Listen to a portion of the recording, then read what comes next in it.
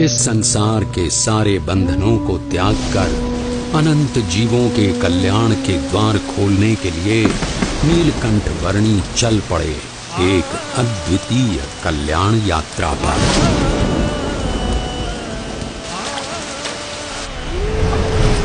बाढ़ से उफनती हुई सरयू नदी की ओर नीलकंठ वर्णी की इस असाधारण यात्रा का प्रारंभ साधारण कैसे हो सकता था।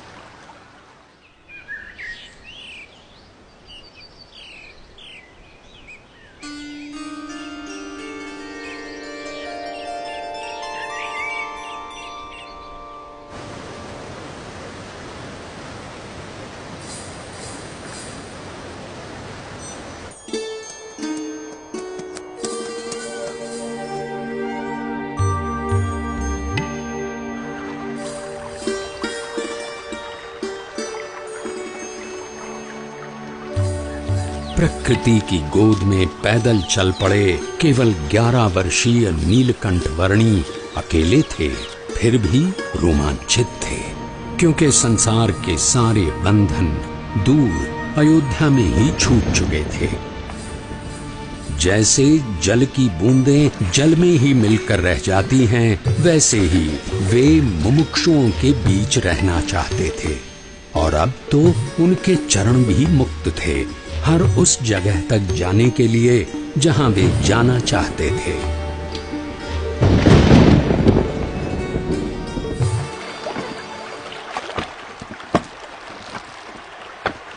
अमरपुर गांव की धरती पर सूर्योदय तो हर रोज की तरह हुआ था, पर आज वहां के लोगों को कुछ अधिक प्रकाश मिला।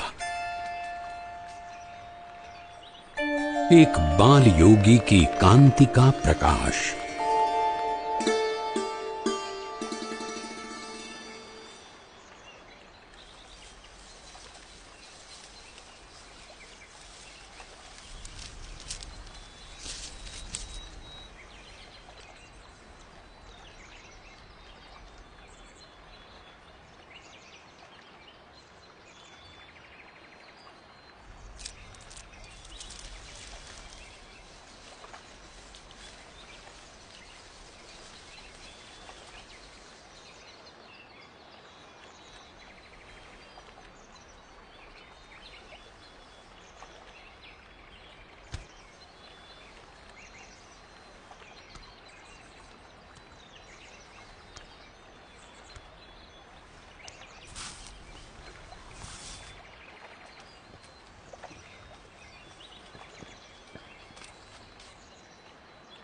प्रसाद के लिए धन्यवाद।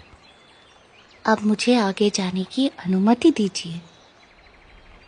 बालयोगी, अगर आप लंबी यात्रा करके आए हैं तो आज के दिन यहीं रुककर विश्राम करके जाइए। अभी तो मेरी यात्रा आरंभ हुई है और मुझे बहुत लंबी दूरी तय करनी है। जैसा आप उचित समझे।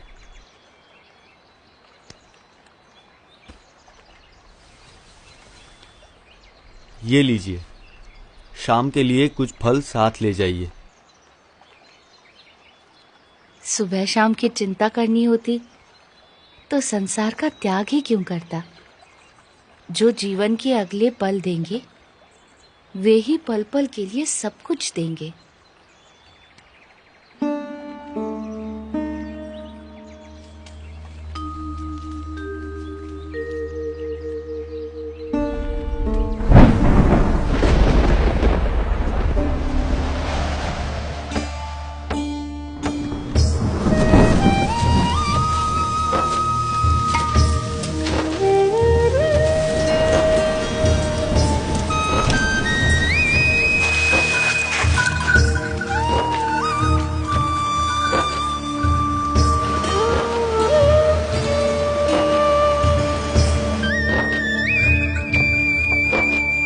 यहाँ के लोधेश्वर महादेव मंदिर का निर्माण महाभारत काल में राजा युधिष्ठिर ने करवाया था, ऐसा माना जाता है।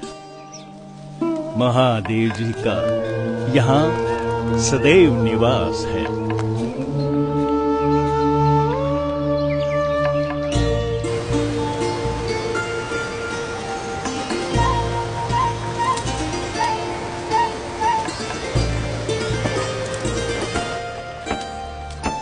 निडर, निशंक और निश्चल गति से अविरत यात्रा कर रहे नीलकंठ वर्णी की जीवन शैली एक योगी की परिभाषा को जैसे उन्नत कर रही थी। जो कुछ भी भोजन मिले उससे निर्वाह कर लेना उनकी आदत बन चुकी थी। एक ब्रह्मचारी की तरह आसन मुद्रा में ही निद्राधीन होना उनका नियम बन चुका था और मुमुक्षुओं की खोज में चलते रहना उनका नित्य क्रम।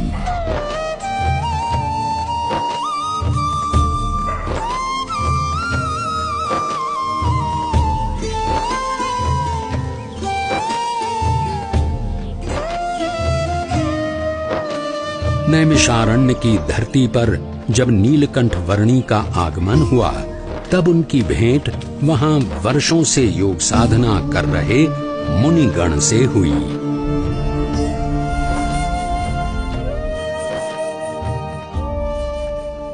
आपकी उपस्थिति से ही प्रतीत हो गया कि हमारी वर्षों की योग साधना सार्थक हो गई, अर्थपूर्ण हो गई। योग साधना की अर्थपूर्णता तब होती है जब योगी ब्राह्मी स्थिति को प्राप्त कर प्रत्यक्ष परब्रह्म में जुड़ जाए, ऐसा भगवद गीता में कहा गया है। ऐसी ब्राह्मी स्थिति के लिए कठिन से कठिन योग साधना करने के लिए हम तैयार हैं। उसके लिए सर्वप्रथम अपनी आत्मा, ब्रह्म और परब्रह्म के स्वरूपों की भिन्नता को यथार्थ रूप में समझना आवश्यक है। हमने इतनी साधना की किंतु आज तक ऐसा कुछ तो सुना ही नहीं।